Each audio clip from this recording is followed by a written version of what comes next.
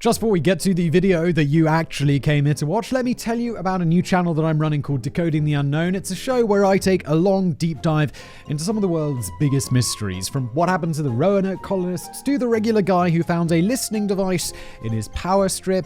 It's absolutely terrifying, and it's always a bit of a wild ride. You can find a link below. I hope to see you over there.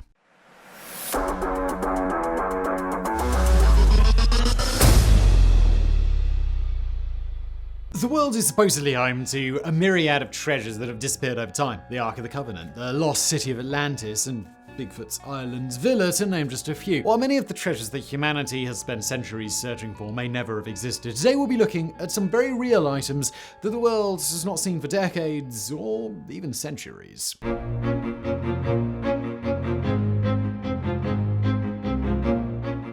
In 1504, Leonardo da Vinci was commissioned to paint a mural in the Hall of 500, a room inside the Palazzo Vecchio in Florence, Italy. The painting was to depict the 1440 Battle of Anghiari, and it was to feature 4 men riding war horses and battling for possession of a standard, a heraldic flag usually featuring a coat of arms. Many of Leonardo's preparatory studies, the fancy artist's way of saying concept art sketches, still exist, as do contemporary recreations of the mural by other artists who have visited the Hall of 500. Leonardo never finished his painting, but the centerpiece featuring the men on their horses was admired by visitors to the hall for decades. In 1563, the hall was remodeled by a painter and architect, Giorgio Vasari.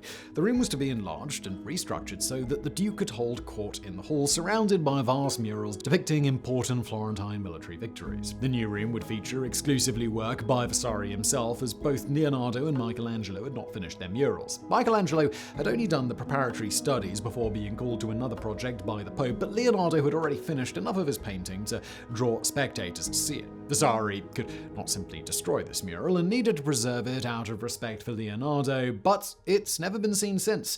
In March of 2012, diagnostician of Italian art Maurizio Seracini believed he had found the answer. He announced they found evidence that Leonardo's work was preserved in the very room it was meant to be displayed, and that there was a hidden wall behind one of Vasari's paintings. The search was discontinued in September of that year, and to this day no progress has been made since the initial announcement back in 2012. If the Battle of Anghiari has survived these past 500 years, it may have been under our noses all along. The reason for the search being called off are unclear, but Seracini is still confident that the lost mural is hidden behind Vasari's work. If found, this mural would likely be worth hundreds of millions of dollars.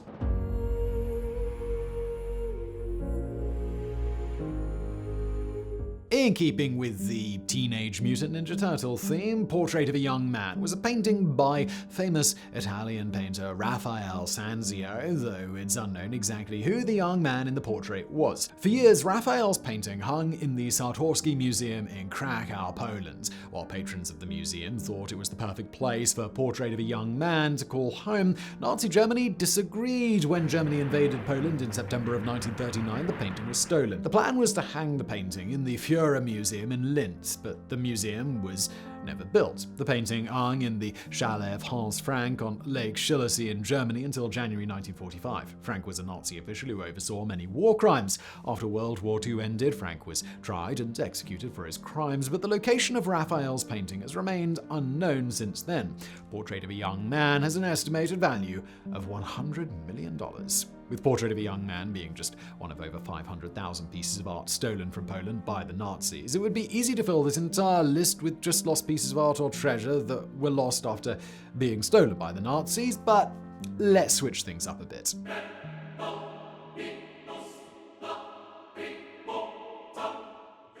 Tsar Alexander III began the Romanovs' extravagant Easter tradition in 1885. Alexander turned to master goldsmith Peter Carl Fabergé to construct a marvelous Easter egg for his wife, Maria Feodorovna. Per Alexander's specifications, the egg would have an unassuming white shell that would twist open, and inside the egg would be coated with gold and would contain a small golden hen. Inside the hen was a tiny hidden diamond crown, and in the crown was an even tinier ruby pendant. The first of these eggs was made to Alexander's specifications, but then Fabergé was given free rein to design as he saw fit. By the time Alexander succumbed to his fatal kidney disease, 10 of these eggs would have been created. When Nicholas II took over as Tsar after his father's death, he continued the Easter egg tradition. Each year, he would present one to his mother Maria and one to his wife Alexandra. One such egg was named the Imperial Coronation Egg. It was a golden egg adorned with two-headed eagles made from black enamel. The egg had a velvet interior and contained a miniature replica of a coach owned by Catherine the Great, the same coach that Nicholas and Alexandra rode in for their 1896 coronation procession. While still being the pinnacle of excess, these eggs were all deeply personal and sentimental, as well as being absolutely one of a kind. In total, 50 Fabergé eggs were created for the Romanovs' Easter tradition. Like his father, Nicholas faced an untimely death rather than kidney disease. For Nicholas, it was death at the hands of the proletariat following the Russian Revolution against the Romanov dynasty. Lenin had the imperial eggs packed up and transported to the Kremlin, but when Russia fell on hard times in the 1920s and 30s, they began being sold to international buyers to make a quick buck. In 2010, one of these Fabergé eggs was found at an antique stall somewhere in America by a scrap metal dealer. He paid $13,000, hoping to flip it to someone who would melt it down for parts. After no one would buy it because they thought it was overpriced, the true nature of the egg was discovered, along with its estimated value of roughly $33 million. Of the 50 imperial eggs that were created, the locations of 8 remain unknown. Who knows? They might even be for sale at your local flea market.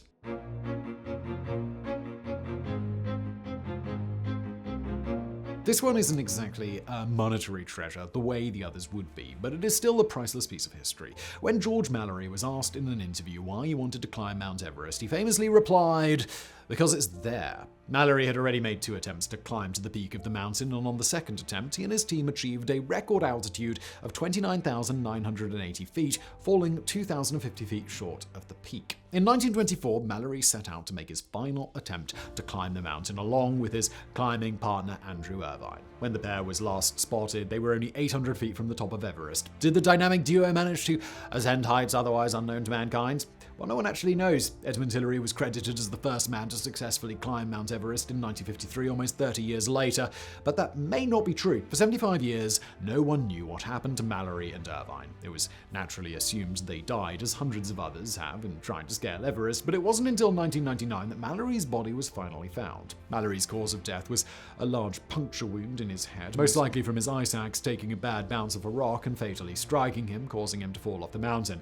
Irvine would have fallen as a result, as it appeared the two were roped together, a common safety practice among mountaineers. Irvine's body was not found, but there were 2 other missing articles as well. George Mallory's daughter said that he always took a picture of his wife with him when he attempted to climb Everest so that he could leave her photo at the top of the mountain. When his body, mummified by the elements, was found, there was no photo. His body, clothing, and even documents in his wallet were immaculately preserved, which leads many to believe that Mallory and Irvine had succeeded in reaching the summit, and the accident occurred during their return trip. Mallory's unbroken snow goggles were also in his pocket, not on his head, indicating that it was dark outside at the time the accident occurred. Given their known departure time, for it to have already been dark enough to remove his goggles, Mallory and Irvine must have at least attempted the final 800-foot push. Had they not succeeded, it would have been a remarkably lengthy attempt. The other missing item was George Mallory's camera. It is believed that the camera must be in Irvine's pocket, and should his body be found and the film in the camera preserved, this priceless artifact has the potential to rewrite 20th century history.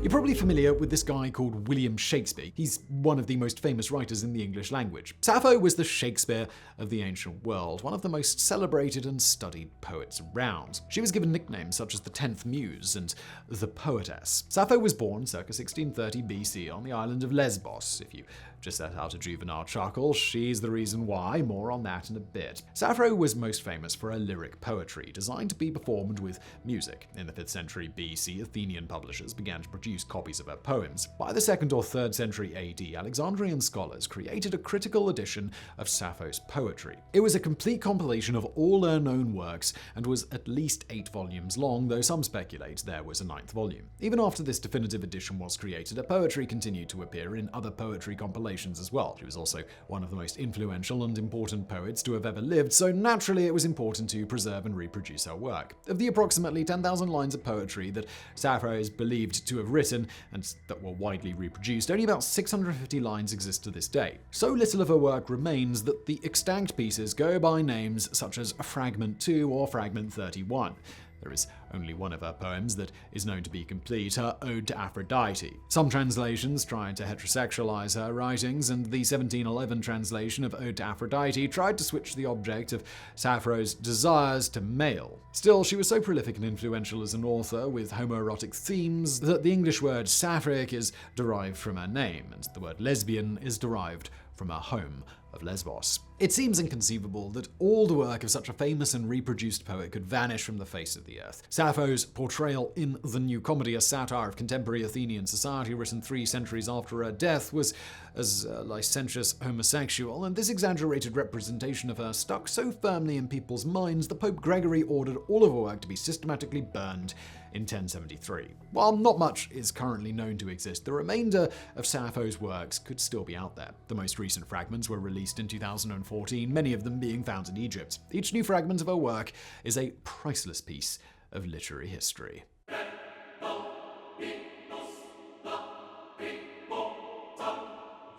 If you're familiar with any Japanese games or cartoons that involve swords, you've probably heard the name Masamune before. Goro no Yudo Masamune is widely regarded as the greatest swordsmith to ever live. The exact dates for his birth and death are unknown, but it is agreed that he made swords between 1288 and 1328. The name for this particular sword comes from General Honjo Shigenaga, one of the previous owners of the sword. In a battle in 1561, Shigenaga survived an attack from the Honjo Masamune after it split his helmet. He took the sword as his prize at the end of the battle. The sword would continue to change hands over the next 100 years when it finally came into the possession of Tokugawa Letsuna, the 4th shogun of the Tokugawa dynasty. It was passed down from generation to generation even after the end of the Tokugawa shogunate in 1868. The Honjo Masamune was considered one of the finest Japanese swords ever made, and in 1939 it was made a Japanese national treasure. The final known owner of the Honjo Masamune was Tokugawa Lemasa, a member of the House of Peers in Japan's legislature.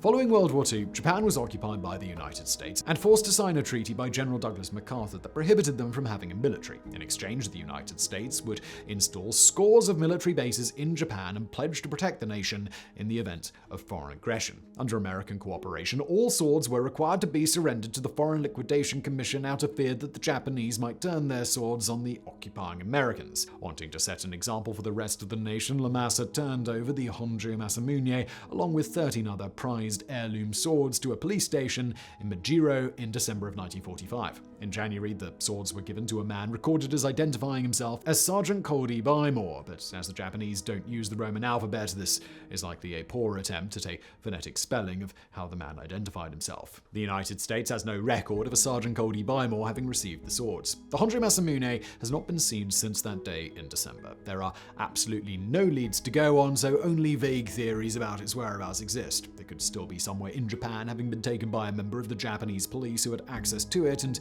didn't want to give up a national treasure to the occupying Americans. It could have been destroyed by American soldiers, something that would seem implausible if only the Americans could tell the sword apart from any of the countless others that were collected at the police station over the course of a month. The sword could also be somewhere in the United States, which means there's the chance that it could resurface. Masamune swords are the finest in the world, and while few still exist, when they are sold, they typically sell for well over $1 million. With the Honjo Masamune being the finest of the fine and being both a national treasure and a symbol of the Tokugawa dynasty, it would undoubtedly fetch the highest price of them all. Now, if you enjoyed today's video about lost treasures, I think you'll really enjoy another video we've done, Lost with the Titanic, 5 treasures that sank with the ship. Please check that out, it's linked on the screen now, and thank you for watching.